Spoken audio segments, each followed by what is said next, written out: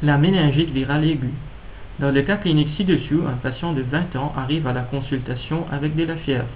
Il a des vomissements, des céphalées qui s'intensifient par le bruit et la lumière. À l'examen clinique, il est tachycarde et le médecin constate qu'il a une raideur de la nuque. Les signes de Kernig et de Brudzinski sont positifs et il décide de lui faire une ponction lombaire. Cette dernière révèle une méningite à liquide clair.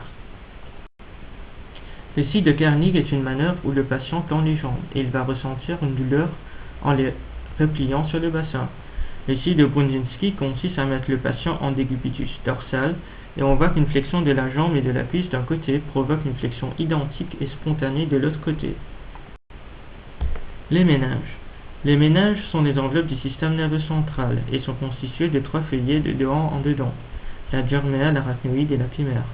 L'arachnoïde et l'apimère forment les leptoméninges. Le liquide céphalorachidien est produit par le plexus choroïde des ventricules latéraux et sert comme protecteur mécanique du cerveau. Elle circule du 3e ventricule vers la 4e ventricule via l'aqueduc de Sylvius, puis elle passe via les trous de Luschka et de Magendie dans l'espace sous-arachnoïdien. Elle sera finalement résorbée par les granulations de Pacchioni du sinus sagittal supérieur. La méningite virale aiguë est une inflammation des méninges, causée dans ce cas-ci par un virus.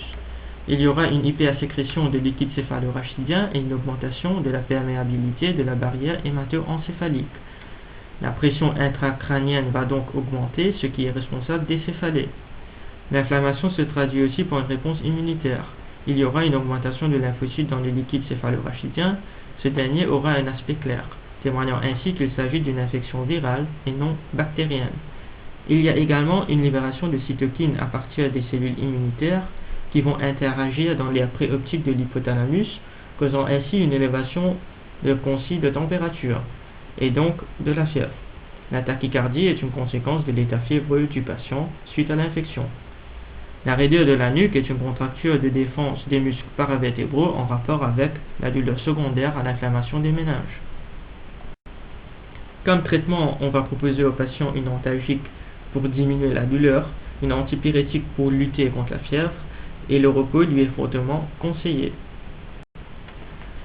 Finalement, pour faciliter la compréhension du patient sur son état de santé, on va lui expliquer qu'il a une infection virale des enveloppes du système nerveux central et que cette infection est responsable de la fièvre, des céphalées et des vomissements.